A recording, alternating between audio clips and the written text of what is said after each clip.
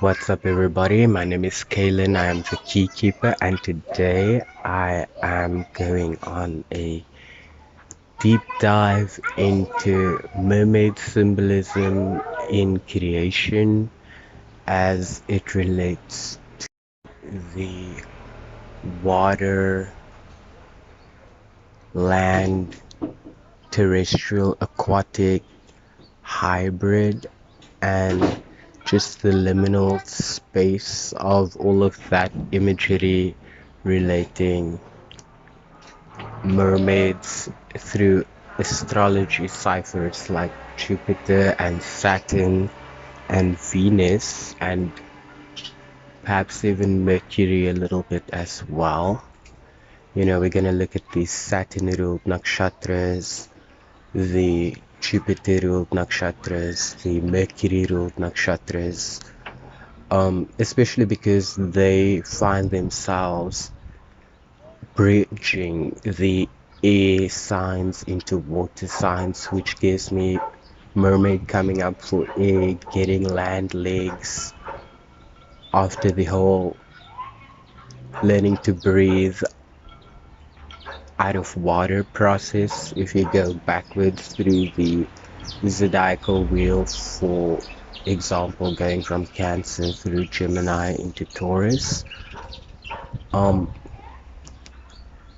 and doing that for any of the other water signs, right? So Scorpio going through Libra to become Virgo, um, Pisces going through Aquarius to become Capricorn. So it's just interesting because it's like I always think of how the mermaid spirit is chimeric, and I think about how it bridges worlds. And when I think of the Melusine association, mermaids and fish symbolism, which on the one hand has the Dagon, Owanis, Cthulhu type of narrative, and on the other hand, it's also this Ouroborean cosmic dragon, He Shall Return, Apep, Typhon, Quetzalcoatl, Rainbow Serpent, Anante, Leviathan, Serpent of the Deep, Inun, Tiamat, Abzu, Enki in the deep subterranean Inger. It's just giving me like all of these vibes all at once, and like Mercury ruled nakshatras like Ashlesha being ruled by the Nagas, and that also having this serpentine bridge between like the Lilith and the Eve and the Anima as a mermaid spirit. Um, and how that links with Jupiter and Venus, and for example through Punarvasu's rose symbolism and Aditi, mother of the gods, and just the Babylon of it all, um, as also the mother of abominations, right? Um, and it's also the Gaia story as it relates to Uranus and Eros and chaos and the primordial characters through the Titanomachy into the birth of the Olympian order. So a lot of things that I read in the past, or heard lectures Manly P. Hall did, um, Rudolf Steiner did, various teachers, and because I'm always trying to be neutral with information, I guess I just don't weigh things in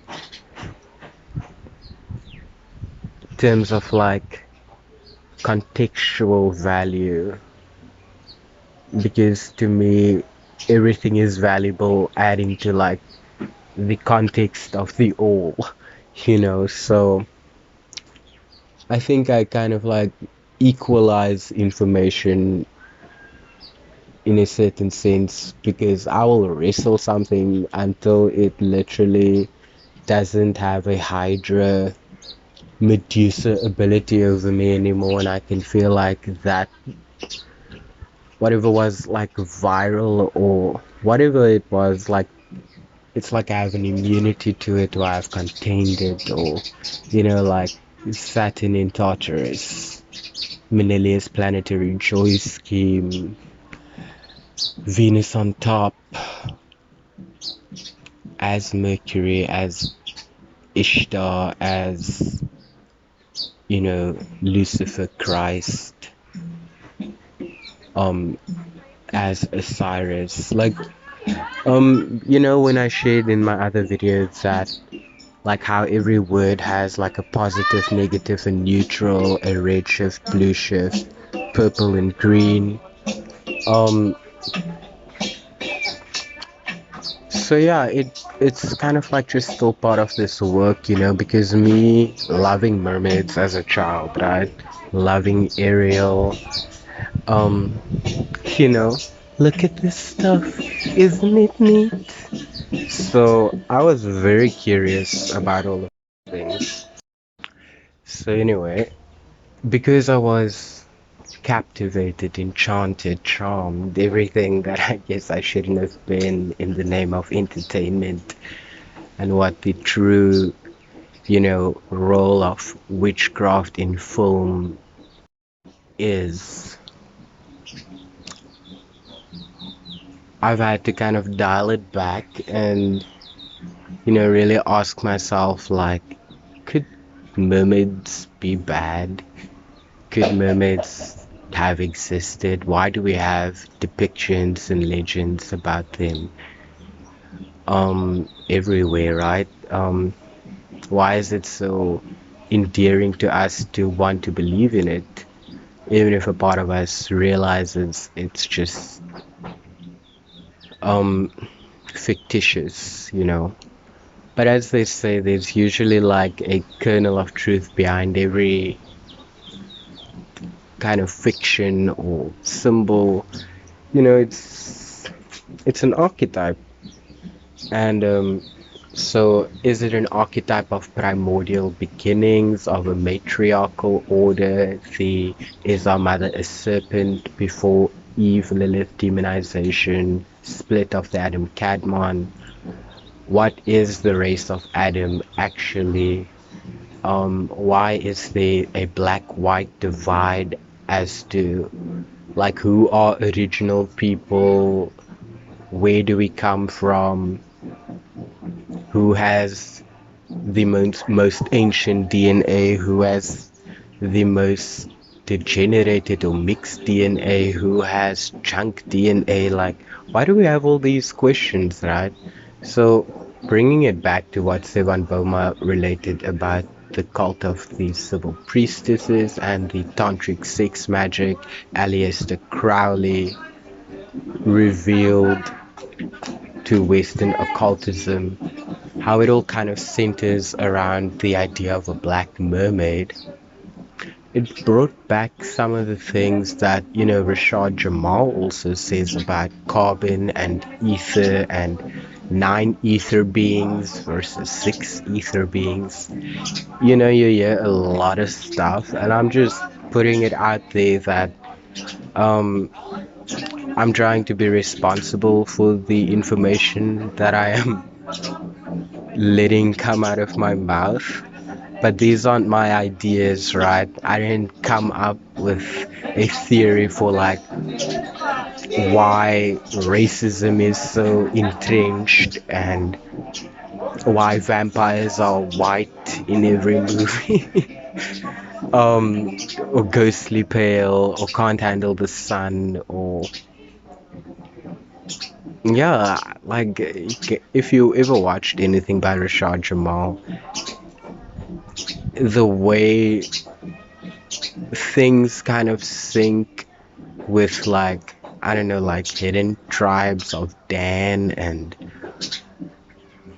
all sorts of like things about what the Adamic race really was and what that relationship is to melanites or carbonated beings or 9 ether beings. And it got me thinking about Set and the pentagram and that little Egyptian animation thing that I watched where Set as a pentagram appeared as, if it was Isis and Osiris, Nephthys and Set. So if that is like yin and yang neutral, and then 4 is like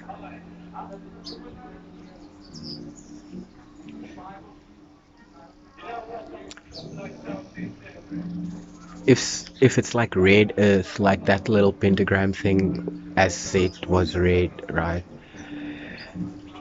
And yeah, he's associated with the entropic forces of nature, chaos and decay. And there's a Saturn association. And there's just a lot of things coming out about like, did the Israelites worship a donkey headed god? Usually Set is displayed as jackal headed.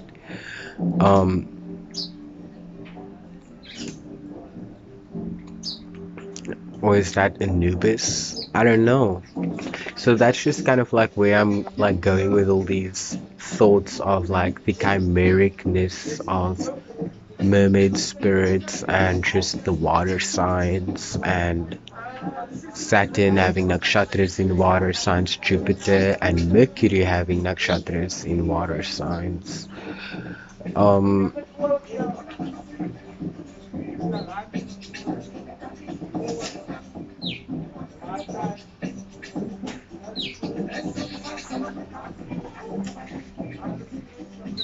so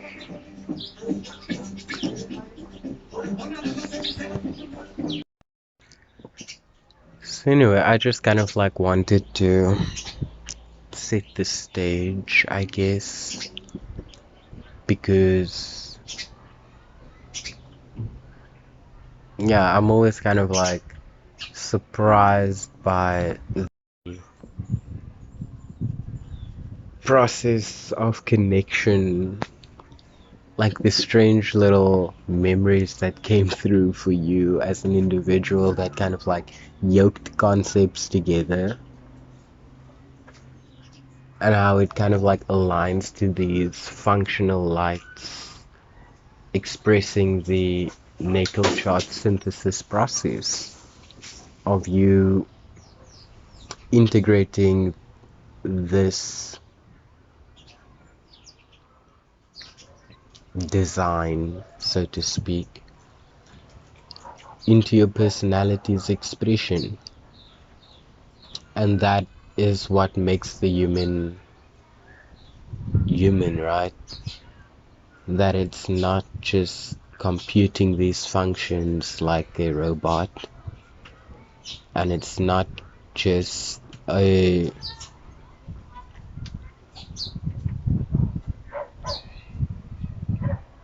passive yin sentient type of being. Even though we can think of like an amoeba or something that just has a very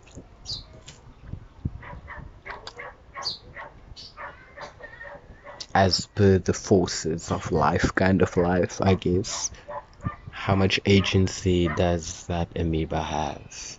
How self-conscious is it? But we are learning more and more that it's very conscious. It's very everything that we need to be, and we are probably millions of them, billions, you know. So it's the all of that coming together with the Is Our Mother's Serpent, mitochondrial DNA imagery, and just the Starbucks of it all. So, yeah, the connection that I felt was prevalent with mermaid spirits. It's when Aquamarine said mermaids can speak every language known to man and any type of animal or creature. So That I always kind of like remembered that, and therefore when I think about anything related to the eighth sphere, or you know, the genies and indwelling spirits or walk-ins or altars or channeled guides or angels or ancestors, whatever people end up calling it, it could be this chimeric mermaid spirit that tells them what they want to hear in certain regards, but breaks them down in other regards. And I don't know.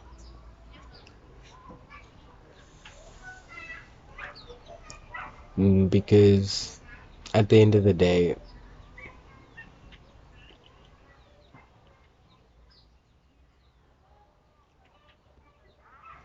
as I said, it all comes down to intention.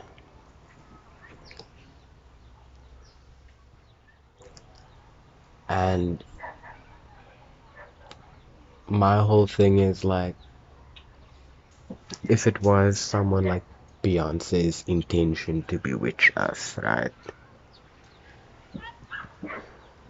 Like, who fell for that? You know, without knowing that's what was happening and consenting to that. Like, who can make that claim? Because I think of myself, like, watching Sweet Dreams back in the day, watching Single Ladies, getting entertained by all the controversy that surrounded the whole slowing things down, the such a fierce album cover, and like even then, like it was subtle, but it wasn't what Doja Cat was doing, you know what I mean? And yet people could already see it heading there. So I guess part of me just having to be responsible for what I projected prophetically into the feeding of all of these things manifesting more and more, because I mean, I've watched horror movies, I've consumed pop culture, I have to certain extents been guilty of every uh, relational flaw of what these things mean and what we think they mean and what they really mean and the choice we have on the matter, right? Because I've gone through my stage of feeling like, okay, the women are just celebrating their sexuality, they have been suppressed so much, and good for them if they can make money knowing that that is what they are doing, owning it. I was there for all of that. It's so seductive, you know, but it was only seductive once because everything kind of left this weird taste in my mouth where I was like, mm, I don't know. And then it's like, like you have the type of thoughts that makes you agree with someone like Candace Owens, and she's not without her problems. Like, look at what she did in terms of Andrew Tate's case, what she dug up about a woman who used her sexuality independently of being exploited for it by Andrew Tate. And look at how she blurs the lines in terms of just telling us what things mean, and she's read the judgment and she's still kind of making apologies for someone's behavior that he now should not be accountable for because it was 10 years ago. I mean, like, seriously? You of all people who dig people's pasts up to show how they have been consistently within a pattern of perpetuating a certain narrative, a certain ideology, whatever it was that your conservative idealism told you at the time was worth protecting the kids and the righteous intentions of who you agreed with. Discussing these issues, I have to ask myself, like, you know, like, and it's not about it really is not. It's like about myself. It's about, like, how will you measure the integrity of yourself to not do something like that? Because if I can be honest about certain things that just exist on the internet or exists in a context that I received it as, and associating somebody's name to that, I get we live in a world of libelous intention, but that's really not my intention. My intention is just to ask myself, like, well, what did you believe and why did you believe it, and why could you be sold by this body language or that narrative or this tone or those values or that name being what it meant, or so yeah, guys, it's always just this process of, like, learning to trust yourself and your inner knowing, because at the end of the day, it's not this reject everybody's truth, everybody's lying, because that would make me just feel like nothing and unworthy of life, because it like totally defeats the purpose of having this quest. What kind of quest, but me going on the quest of, like, what the mermaid spirit really means, what it is mercurially, Saturnian like, and Jupiterian like, seeing the connections made across history, just to different iterations of the mermaid spirit, and is that the equal yet opposite to, like, the fire serpent, cosmic dragon, rainbow god type of thunder, electricity, Zeus thing, you know?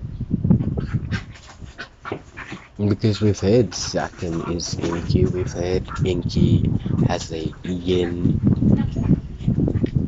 we have heard just various iterations of the Maleficine relationship to kingship, bloodlines, royalty,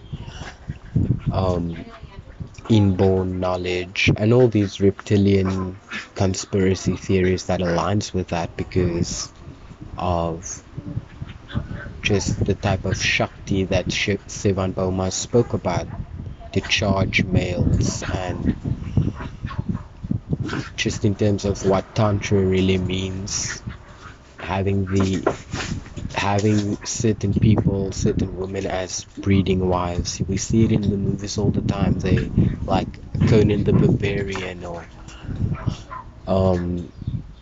they want that Vestal Virgin. They want that, like in the Da Vinci Code, they want the Holy Grail. They want the bloodline that has these properties, right? And whether it is properties through which Nephilim spirits or chimeric genie, Djinn spirits, demonic moonstar, eighth sphere, astral, insidious spirits can come through, because we know Jupiter in Purva Bhadrapada is two-faced, Vishaka is the split branch, and Punarvasu is like, it has roses as a symbol. And the idea of the thorn and the scarring and the beast nakshatra that she related, Punarvasu as an opposite to Mula, and Cheshta being like the height of Ketu and material accumulation before Mula needs to drain it. So it's telling the story about how the mercurial through the Saturnian translates into the Jupiterian, and backwards the Jupiterian through the Saturnian becoming mercurial. When you look at those nakshatras in the cusps of water signs out of air signs towards the Gandanta of fire signs. And so the psychosexual,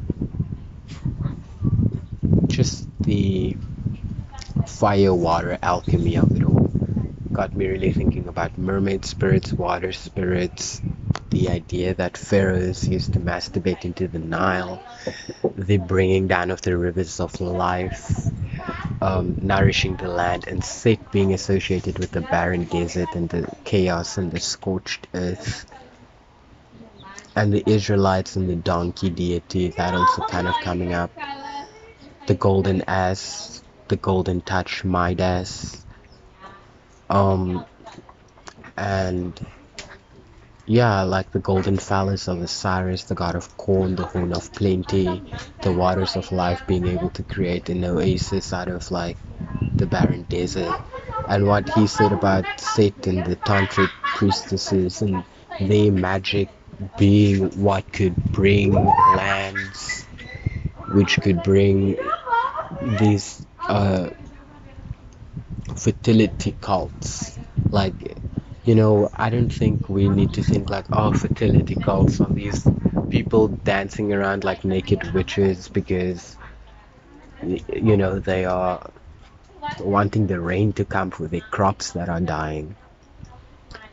Like, no, it's like orgies of creative world building through sexual tantric magic. And this is really where I believe that the earth, the nature, they say in Cheshta, constantly discharges semen, right?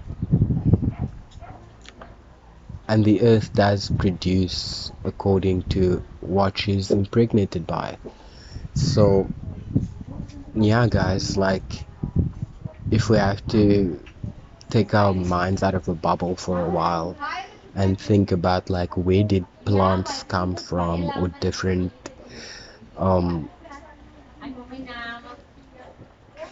just different types of like biomes, or if everything came into existence simultaneously, like, what place do we have for the idea of primordial things coming together and creating expressions of each other?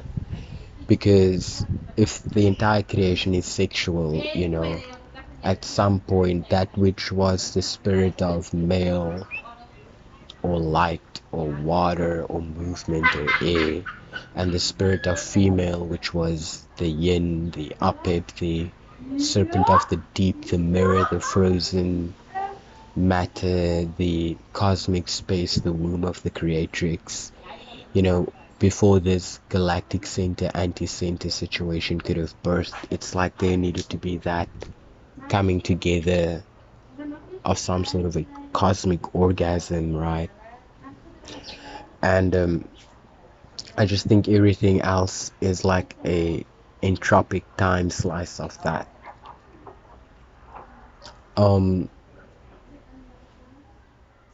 It's so much more, and let me just say that the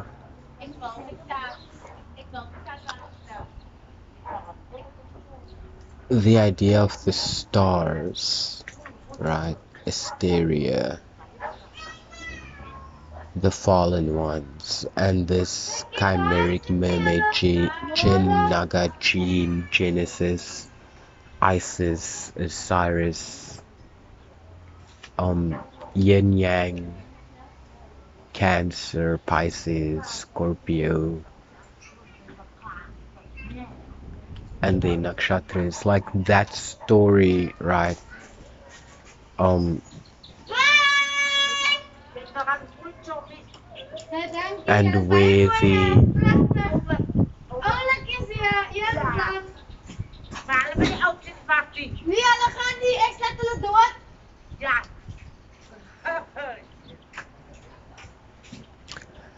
the information kind of intersects for me is just with the idea of the chimera and the makara and the Draco cosmic serpent and the chi and the energy and the Taurus field and the land legs and the land being and the,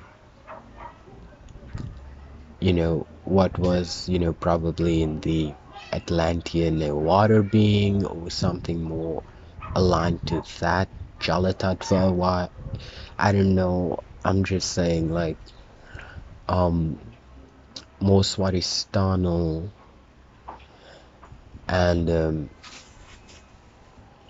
sacral and yeah, Muladhara, and then like moving up in the chakras, you know, that requiring earth and fixity and the heart and the four directions and, you know, the sun and the spheres beyond that and Jacob's ladder to heaven, all of that, the Promethean journey of the spark of life coming out of the waters, right? So it's very prenatal, we are mermaids in the womb, and it's very in the past, maybe we were something more akin to like that type of spirit. And that what was in the matriarchal Sibyl oracle tradition, the Pythian tradition, the Hypatian tradition, the Delphi's, the nymphs, the nymphomaniacs. There's a reason why I like nymphomaniac and nymph and mermaids and sex and tantra all kind of have some weird connection, you know, that isn't random, especially through the Satan Saturn connection of just sex, because Saturn devoured his own children, castrated his father, circumcised himself, and had this weird fear about being overthrown by his own progeny. So, and that's also very like the Melusine myth ties into that, because whenever they peeked on her, she turned into a serpentine or fish or dragon form, semi-bird like form, which is also very Siren Sibyl-esque.